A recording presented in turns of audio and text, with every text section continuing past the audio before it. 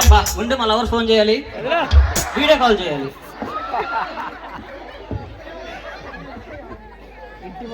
Hi ఉమ్మా ఉమ్మా.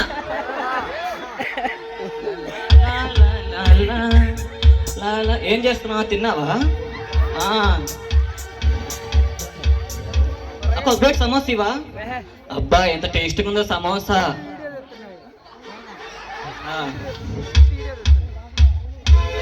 నేను పడ్డాను, ఉండి మళ్ళీ ఇంకోసారి ట్రై చేద్దాం. అమ్మో ఏంటి ఇలా చూడలేకపోతున్నాను.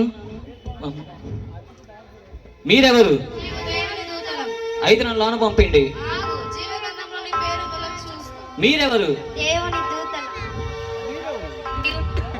ఏంటి నేను మరణించానా? నా ప్యాంటు ₹1,00,000 ప్యాంటు. ఈ ప్యాంట్ ఏమైపోవాలి? నేను మరణించానంట.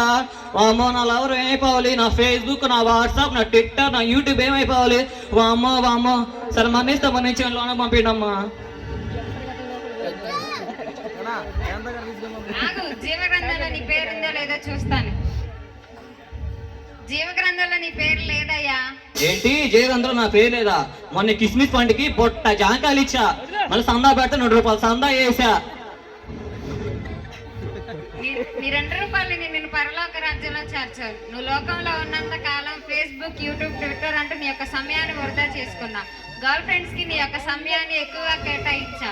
నీలాంటి వారికి పరలోక రాజ్యంలో ప్రవేశం ఎలా ఉంటుంది అనుకున్నావు? నీలాంటి వారికి పరలోక రాజ్యంలో ప్రవేశం లేదు. మా మమ్మీ మా డాడీ బాప్తీసం పొందారుగా, నన్ను లోన పంపండి. ఎవరి రక్షణ వారినే రక్షిస్తుందయ్యా.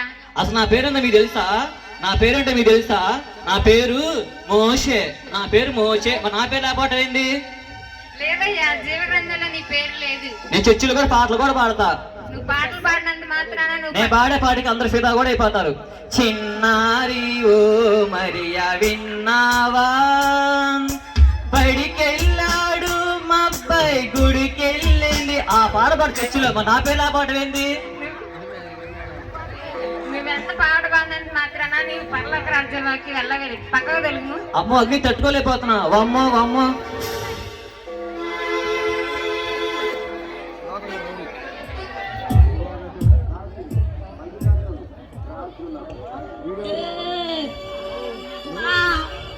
కోసేస్తా, నరికేస్తా. ఏంట్రో